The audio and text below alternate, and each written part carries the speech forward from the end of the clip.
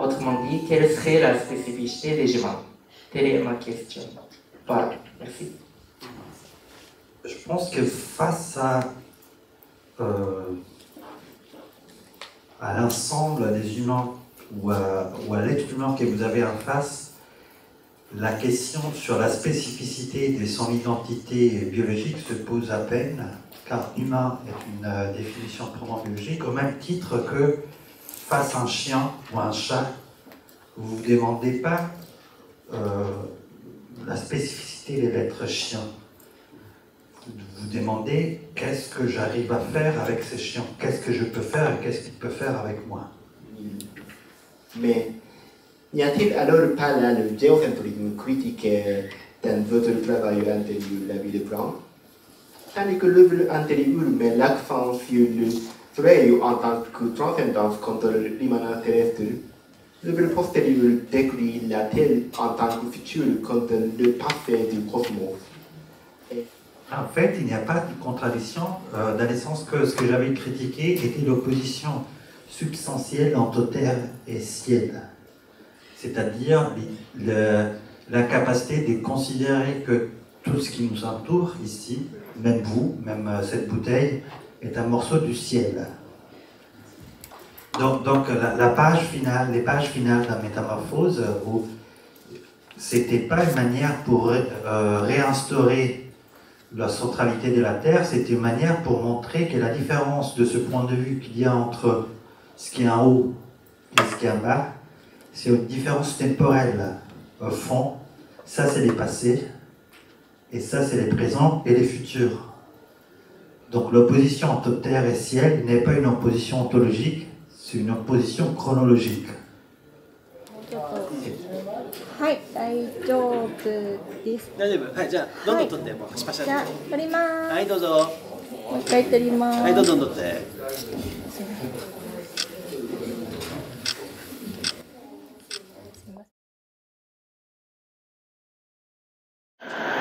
Tu veux boire avec moi aussi? On va voir, peut-être là-bas.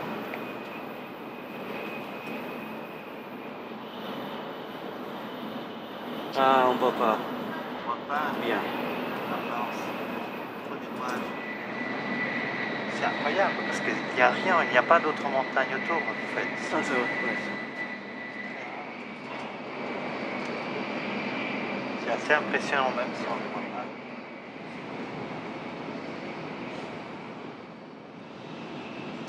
Emmanuel, qu'est-ce que c'est la BD pour toi? La BD, c'est l'espace du rêve par excellence. J'adore, j'en ai des tonnes.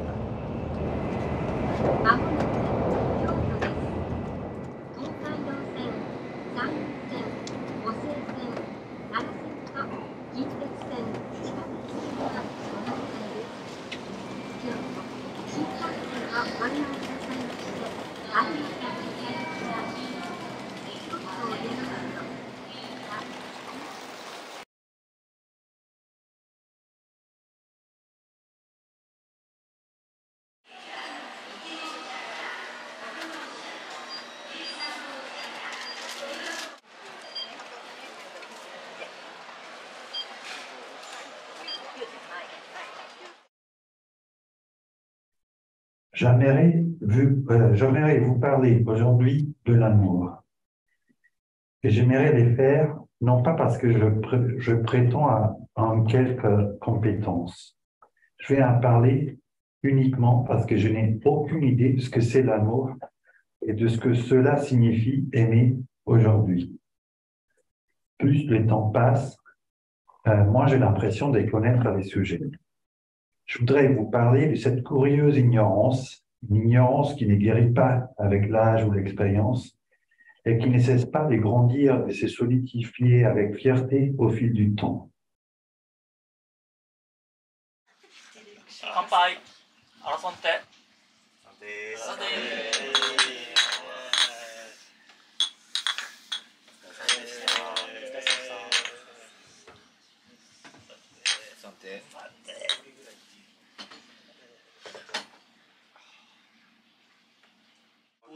C'est du thé, c'est du C'est du sol sol et matcha. du matcha. La cuisine japonaise est la meilleure au monde.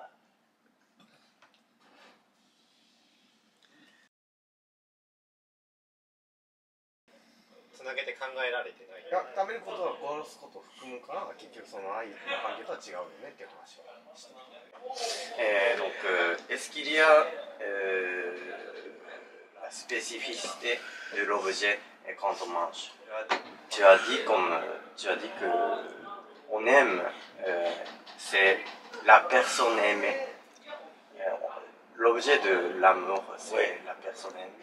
Quand même, l'objet du manger n'est pas la personne mangée. C'est quoi la différence entre... Non, tout d'abord, distinguer manger et aimer, c'est pas évident.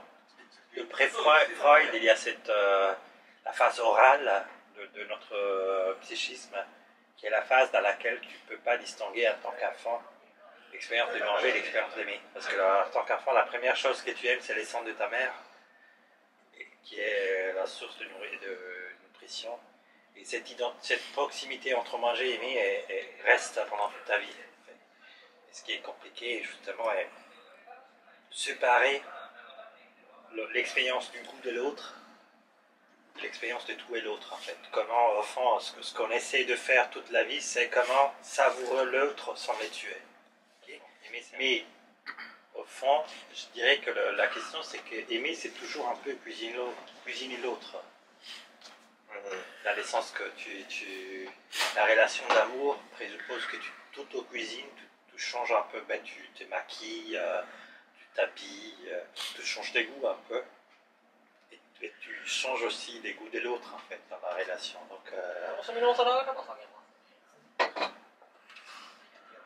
il y a cette espèce de travail gastronomique réciproque, au fond, qui est la base de toute relation d'amour.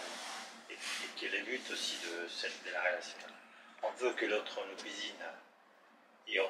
Parce que cette proximité entre aimer et goûter l'autre ou manger l'autre vaut aussi au sens que la plupart des relations d'amour, c'est se faire manger par nous, se donner comme expérience de goût, de presque gastronomie à l'autre. Je voudrais savoir quel est le statut de philosophe. Donc,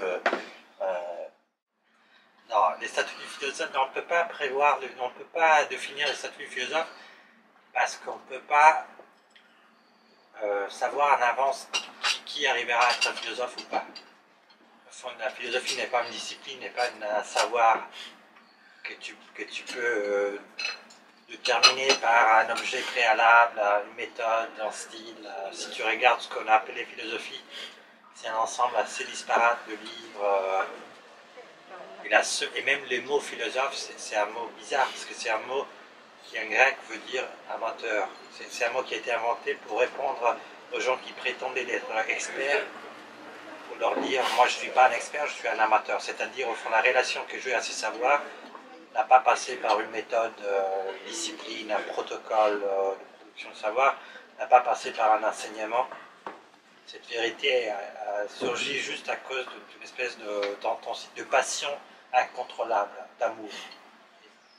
Et du coup, on ne peut pas prévoir quelle sera la place que la personne qui a fait ça aura dans la société. C'est pour ça qu'on ne pourra jamais définir la place, les rôles sociaux des philosophes. C'est impossible. Heureusement, c'est impossible.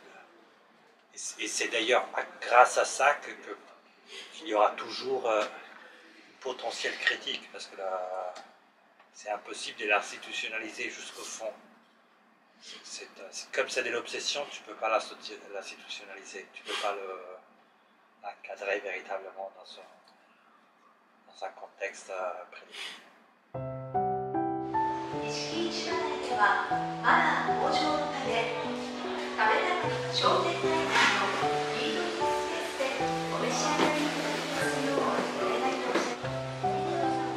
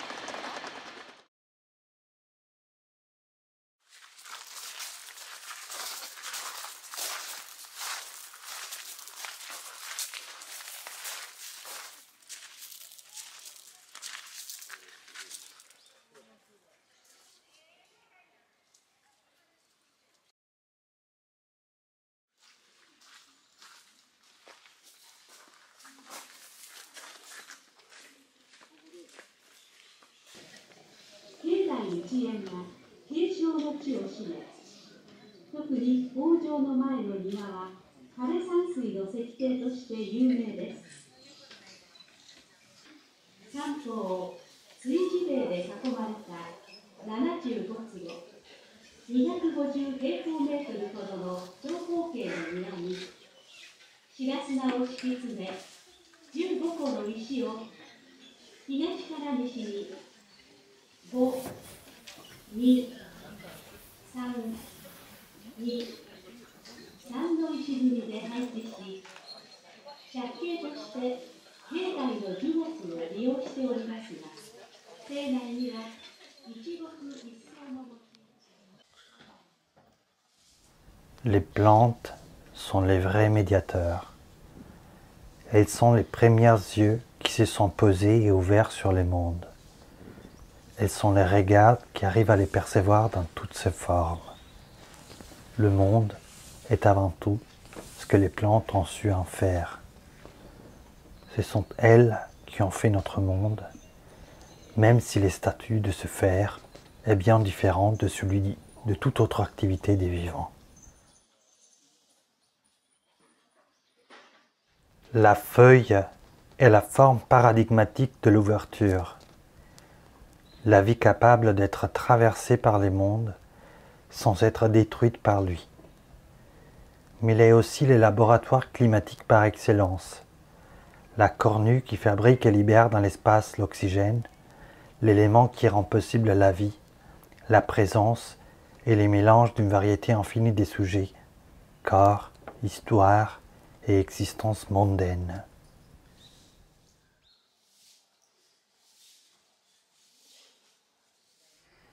Inspirer, c'est faire venir le monde à nous. Le monde est à nous. Et expirer, c'est se projeter dans les mondes que nous sommes. Le monde n'est pas un lieu. Il est l'état d'immersion de toute chose dans toute autre chose. Les mélanges qui renversent instantanément la relation d'inhérence topologique.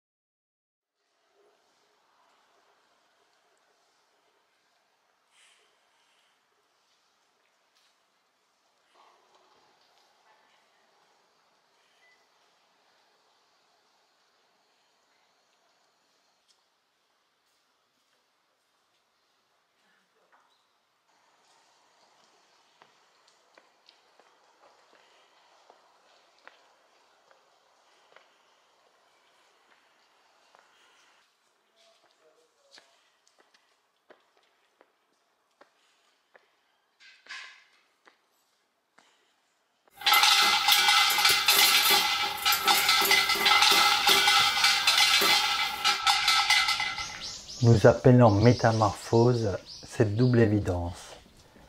Tout vivant est en soi une pluralité de formes, simultanément présentes et successives, mais chacune de ces formes n'existe de manière véritablement autonome, séparée, car elle se définit en continuité immédiate avec une infinité d'autres avant et après celle-ci. La métamorphose est à la fois la force qui permet à tout vivant de s'étaler simultanément et successivement sur plusieurs formes, et le souffle qui permet aux formes de se relier entre elles, de passer l'une dans l'autre.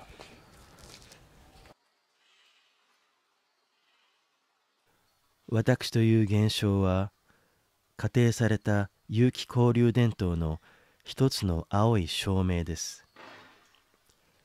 あらゆる透明な幽霊の複合体、風景やみんなと一緒にせわしく明滅しながら、いかにも確かに灯り続ける因果交流伝統の一つの青い証明です。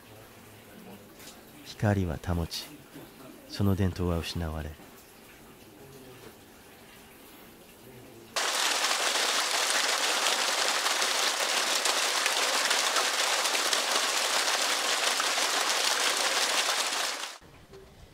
Les cocons est la preuve que la métamorphose est avant tout la relation que nous avons avec nous-mêmes, et non seulement au niveau individuel. Notre forme individuelle, l'être humain, l'être papillon ou singe, bactérie ou figue de barbarie, cigale de mer ou chêne, est un cocon. C'est l'essence la plus profonde de la théorie de l'évolution de Darwin. Toute forme de vie est un cocon, la gestation continue d'une métamorphose dont le résultat, c'est de n'avoir seulement dans les futurs.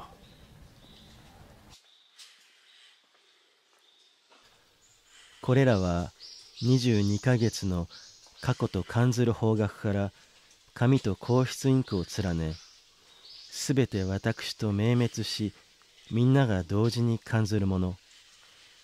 ここまで保ち続けられた影と光の一鎖ずつ、その通りの心象スケッチです。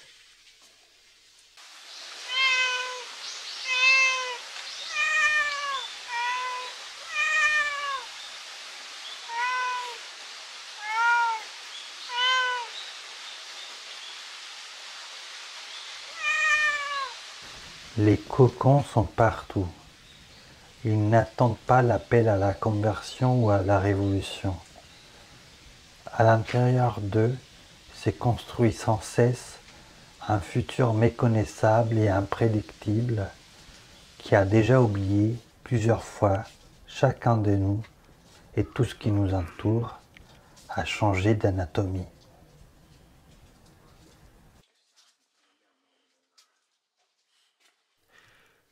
これらについて人や銀河や修羅やウニは宇宙人を食べ、または空気や塩水を呼吸しながらそれぞれ新鮮な本体論も考えましょうが、それらも筆境心の一つの風物です。ただ確かに記録されたこれらの景色は記録されたその通りのこの景色で、それが虚無ならば虚無自身がこの通りで、ある程度まではみんなに共通いたします。